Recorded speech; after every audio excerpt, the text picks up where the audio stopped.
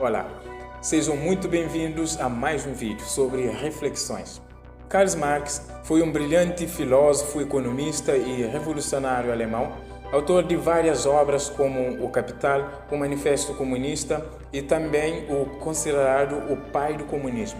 Comunismo, por sua vez, é uma ideologia política e econômica que visa a eliminação da propriedade privada e a criação de uma sociedade sem classes, onde os meios de produção são de propriedade coletiva. Conheça agora alguns dos principais princípios do comunismo. O comunismo visa a eliminação da propriedade privada, a criação de uma propriedade comum, a distribuição igualitária que garante a igualdade de distribuição nas riquezas e a eliminação de classes sociais. O comunismo ganhou destaque no século XX, principalmente com a Revolução Russa de 1917, que levou à formação do maior Estado comunista do século XX, a União Soviética, que estava sob liderança de Vladimir Lenin, que adotou as ideologias comunistas para o contexto russo. O que dizer de Karl Marx? Ele era um homem religioso? Pelo contrário, ele foi um crítico da religião. Ele argumentava que a religião é uma forma pelo qual o povo se alienava à mente, fazendo o povo desperceber o contexto da mudança social. Serve como uma forma de consolo para as pessoas diante da dificuldade da vida. É uma peça que impede as pessoas de compreenderem as transformações e mudanças sociais. A religião, dizia ele, é o ópio do povo, ou seja, a religião é a droga que o povo consome para alienar a mente. Isso está em sua obra Contributo à Crítica da Filosofia do Direito de Hegel, onde ele também critica o método dialético do outro brilhante filósofo alemão, George Hegel. Karl Marx criou um sistema político que aboliu o discurso religioso e o emprego de Deus como peça-chave para a transformação da sociedade.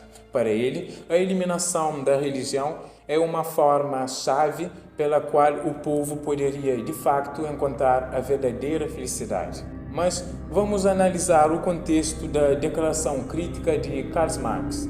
Talvez ele estava respondendo a uma religiosidade medieval que trouxe grandes traumas para a história da humanidade.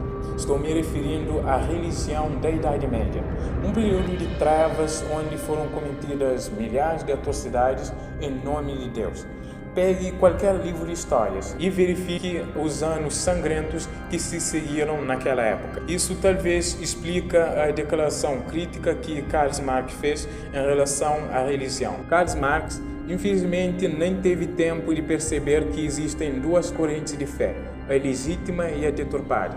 Ele, nesse contexto, deveria se levantar contra a segunda e não contra as duas, fazendo supor que as duas são as mesmas coisas. Ele, como muitos do seu tempo e também do nosso tempo, não conseguem e não conseguiram separar o belo do feio. Mas é a nossa tendência de, às vezes, sem percebermos, acabamos por, desastrosamente, tomar a parte como um todo. Em outras palavras, eu não posso demonizar a totalidade de um grupo por causa do erro ou falhas cometidas por alguns dos seus membros. Não posso dizer que a religião envenena tudo por causa dos erros ou falhas cometidas pela própria religião.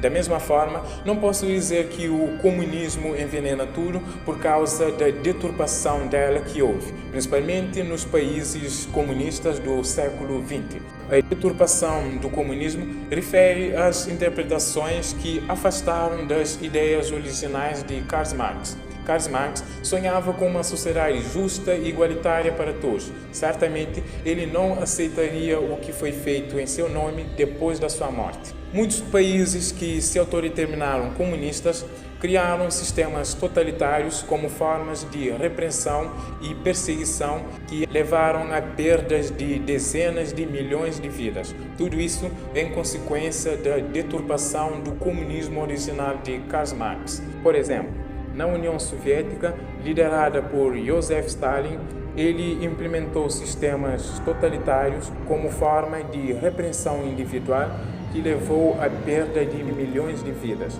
Isso é resultante da deturpação do comunismo original de Karl Marx. Bem, com esta alusão comparativa, posso dizer que a religião pura e verdadeira também foi deturpada ao longo dos tempos, trazendo consequências negativas que supostamente em nome de Deus. Um ponto comum aqui é que todos os sistemas têm pessoas boas e pessoas más.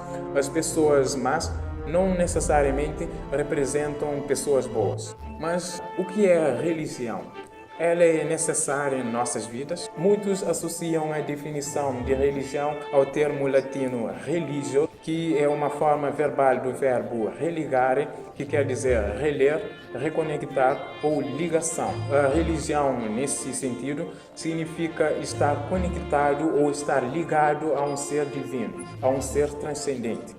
Mas, em termos conceituais, a religião significa a necessidade que o ser humano tem de Deus. Nós, de facto, somos seres espirituais. Nós nascemos com a carência de um ser divino em nós. Deus existe em nós. De facto, nascemos com a necessidade de Deus.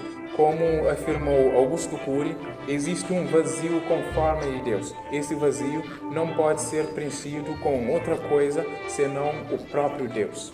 No mundo hoje existem milhares de religiões, mas se deixarmos de lado os milhares e focarmos apenas nos principais, reduz para 3 tipos de sistemas religiosos existentes no mundo. Falamos do teísmo. O teísmo é uma proposta religiosa que crê num Deus superior, numa divindade monoteísta que criou todas as coisas. Incluem as religiões monoteístas, o cristianismo, o islamismo e o judaísmo. Nesse sistema religioso, Deus é um ser supremo, um ser superior, criador de todas as coisas, equivalente a um pintor e uma pintura. Nesse sentido, Deus é o pintor e a pintura seria a sua criação. A segunda proposta é a proposta panteísta. Nessa proposta, qualquer coisa pode ser uma divindade. Eu posso ser um Deus, você pode ser um Deus, esta câmera pode ser um Deus.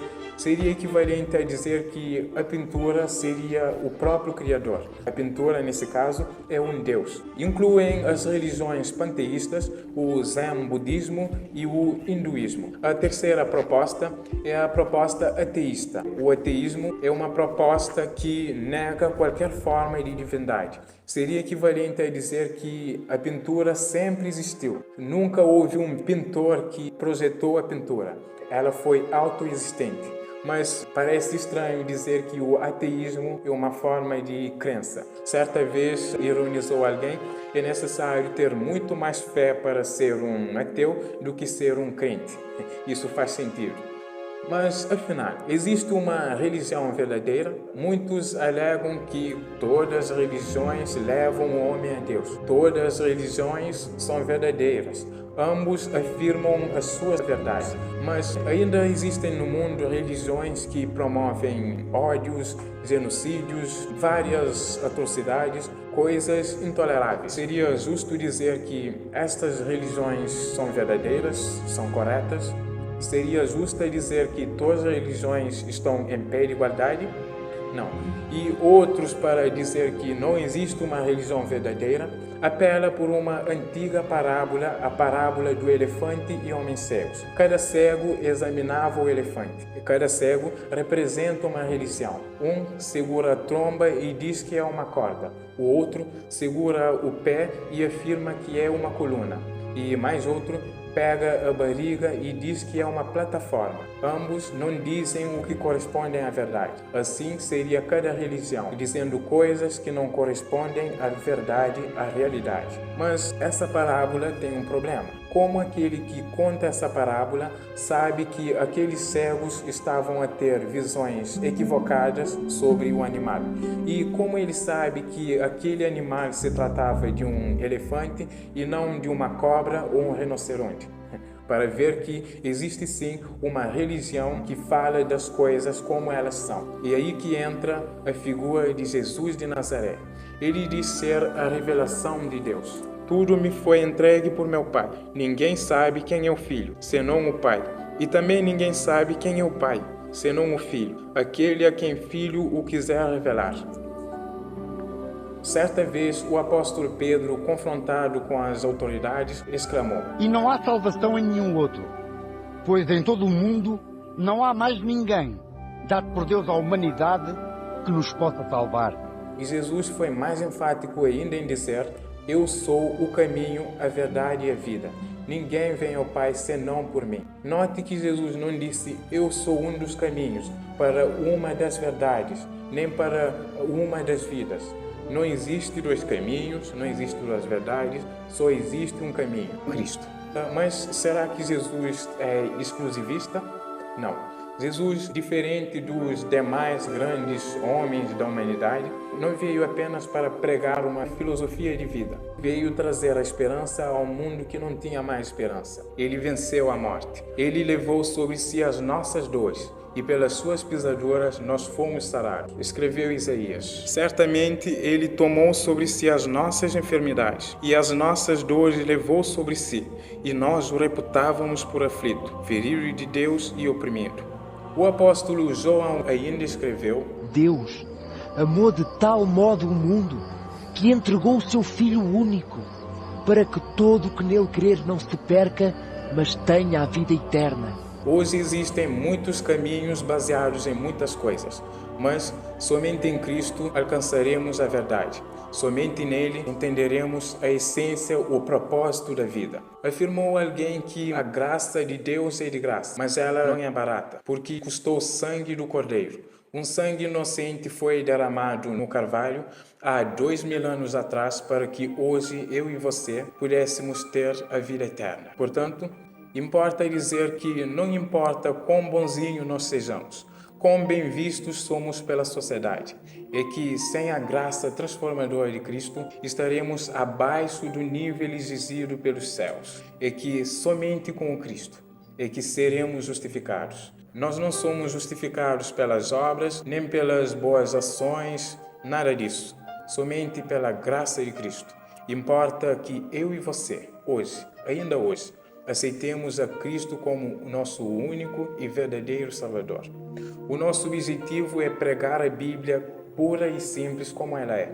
A salvação e o juízo pertencem exclusivamente a Deus. Esse é o nosso propósito, pregar a essência dos evangelhos assim como elas são. E cabe a cada um de nós aceitarmos, crer ou não crer. Existe sim uma religião verdadeira. Se você quer saber qual, escolha a sua Bíblia ainda hoje. Certamente, se você estudar a sua Bíblia, dela você vai descobrir a religião verdadeira. Estou falando agora das denominações. É só ler a Bíblia, examinar e chegar à sua conclusão. Porque não existe duas verdades. E nós preferimos ficar com a Bíblia. Porque a Bíblia não engana. Não existe outra verdade que contraria a Bíblia. A Bíblia é a verdade.